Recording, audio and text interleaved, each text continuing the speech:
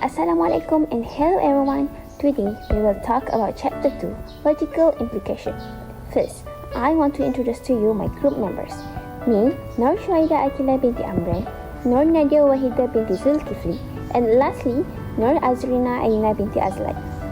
Okay, first is introduction of logical implication. What is an implication? Implication is a type of relationship between two statements. Okay, first here we have B implies Q. B is hypothesis and Q is conclusion. Okay, the next one is the validity of arguments. So we have here B implies Q. B is said to implicate logically Q if and only if is a tautology. So if we say that B implies Q is a tautology, then it is an implication. If it is an implication, so we can say that B logically implies Q. So how to prove whether the argument is valid or not? So look at the next one. Okay, so we have here hypothesis and conclusion. The validity of an argument depends on the hypothesis.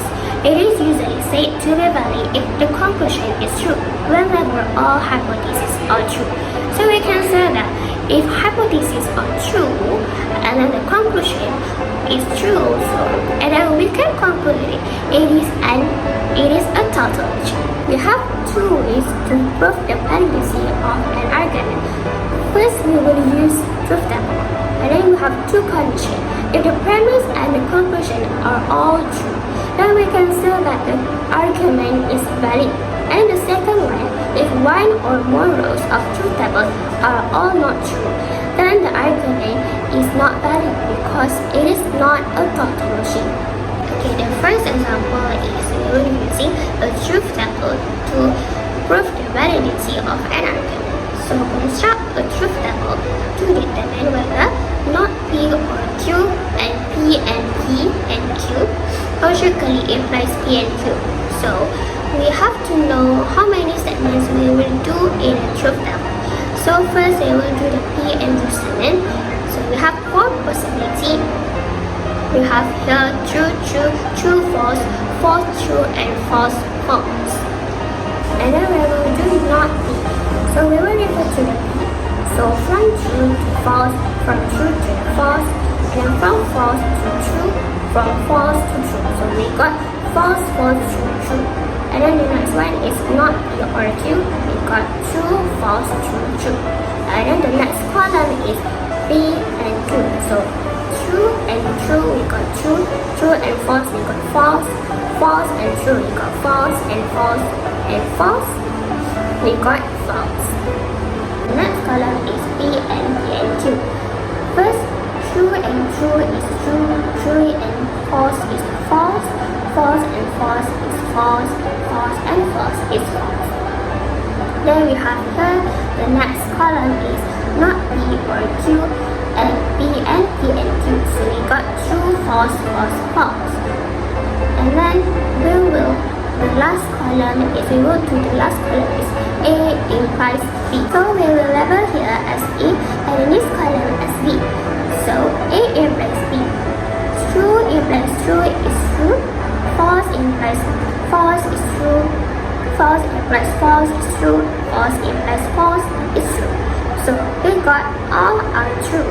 So the statement is tautology since all truth values are true. So therefore, not P or Q and P and Q is logically implies P and Q. And then the argument is valid. Move to the rule of inference. Other than we use the truth table to prove the validity of the statement, we also can use the rule of inference. So in rule of inference, we have several rules that you need to understand and you need to remember when and how to use it.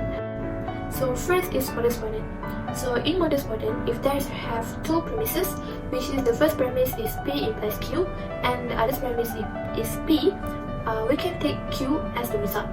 What happened here is we can cancel out the same statement, which is the P, and take the Q as the result. And second is modus tollens. So in modus tollens, when we have the premise one is P implies Q, and the second premise is not Q, we can cancel out the same statement, which is Q. And because of the second premise we have not, so therefore the answer of this rule is not B. And next is law of syllogism. So in law of syllogism, when you have two premises, which is the first premise is P implies Q and second premise is Q implies R, you can see there's two same statement there, which is Q. So what happened? We can cancel out the same statement, and that's why we got the answer for this rule is P implies R. The next is rule of conjunction. So you can use the rule of conjunction when you want to combine the two single statements, which is the first premise is P, the second premise is Q, so you want to combine it together. So you can combine it by using the rule of conjunction. Therefore, the result is P and Q. So next is rule of disjunctive syllogism. So in rule of disjunctive syllogism, when you have two premises, which is the first premise is P or Q, and the second premise is not P, so we take Q as a result. We cancel out the same statement, and because this time for the first premise is the statement is R, so we don't take the not in the second premise, so that's why the answer is only Q. So in rule of contradiction, when half the statement is not P and we applies with the fourth statement, so we call the answer is P. So we also have a rule that involve three premises, which is rule of constructive dilemma. Let's say we have the first premise is P implies Q, and the second premise we have R implies S, and for the third premise is P or R. Therefore, we can get Q or S. What happened here? We cancel out the same statement that have, which is we cancel out P and R. For the last rule is the rule of destructive dilemma. So in rule of destructive dilemma, let's say we have P implies Q, and the second premise we have R implies S, and the third premise we have not Q or not S. So therefore, we will get the answer is not P or not R. My name is Nurshida Akila, and I will show you one of the examples of rules of inference. The first example of a rules of inference, if Sarah's car key is not in her purse, then the key is on the kitchen table. If Sarah's car key is in her purse, then she can start the car. If Sarah's car key is on the kitchen table, then she needs to call her husband. Therefore, Sarah can start her car, or she needs to call her husband. In Roman 1, the question asks to declare the primitive proposition using symbols P, Q, R, and S. How can we solve this? First, we need to know the unknown and assign it to each proposition. Here, P is Sarah's car key is in her purse. Q is Sarah's car key on the kitchen table. R is Sarah can start her car, and S is Sarah needs to call her husband. Now, we know each unknown has their own proposition. The next question asks us to write the premises of the argument using those symbols. This will be easier for us to simplify and solve the question rather than using the long sentences. Based on the statement, if there is not in the sentence, we must negate the representative unknown. Here, the answer for Roman 2 is negate B implies Q, P implies R, and Q implies S. Thus, the conclusion that we got is R or S. By using the answer for Roman 2, we can prove the argument using rules of inference. We should prove the first three of the premise into one conclusion. By using rules of inference that my fellow friends already stated in the beginning of the rules of inference chapter, we can finish and solve this question. First, we need to write all the three premises. Then, we can use law of syllogism for premise number 1 and 3. After that, we can use the contrapositive law that we imported from law of logic for number 4. Oh yeah, before that, I need to tell you that we need to use all the previous number until we got the final answer. And the fun fact about this chapter, we only can use once for each number. For example, you can use number 1 twice. Okay, let's resume. From P implies R and negative S implies P, we can use law of syllogism again to get the final answer, which is S or R. S or R equal to R or S. So now, our final answer and the conclusion that we got from the statement are tallied. That means the argument is valid. So for the example, the question is, if Myra does not go shopping, then she is staying at home. If Myra goes shopping, then she has a company. Myra has a company only if her friend agrees to meet. Therefore, Myra is staying at home or her friend agrees to meet. So for the first question is, declare the primitive proposition using symbol P, Q, R, and S. So for this question, we need to find each statement and declare it as a P, Q, and R, and S. So the answer is P, Myra goes to shopping. Q, Myra stays at home. R, she has company. S, her friends agree to meet. So for the question 2, write the premises of the argument using those symbols.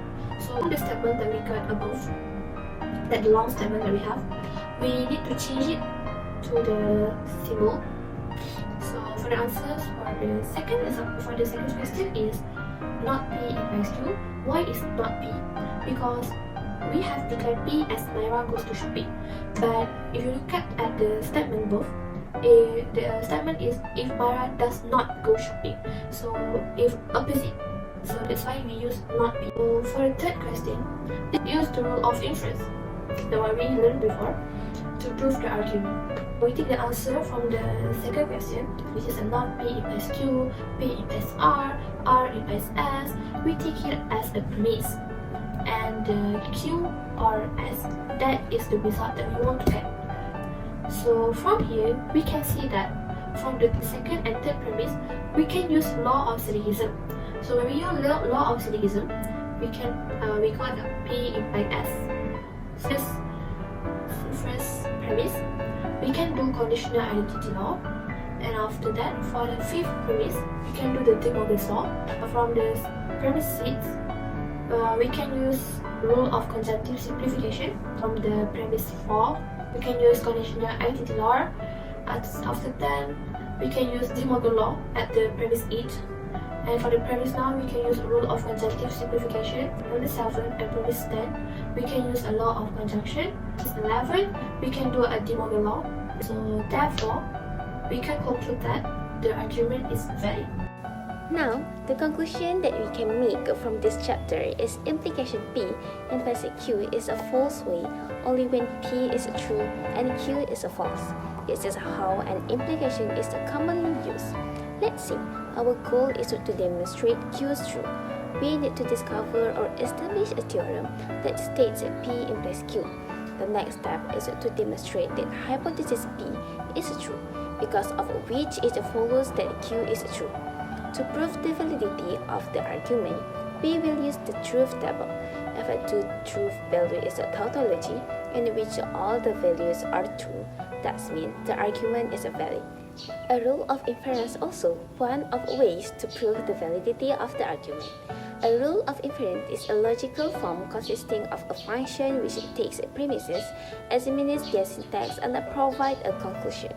The rules of inference consist of 12 rules, and there are 3 rules that we imported from the law of logic. The final answer and the query must be added together to determine whether the argument is valid or not. Thank you for listening. I hope you guys enjoy watching our video.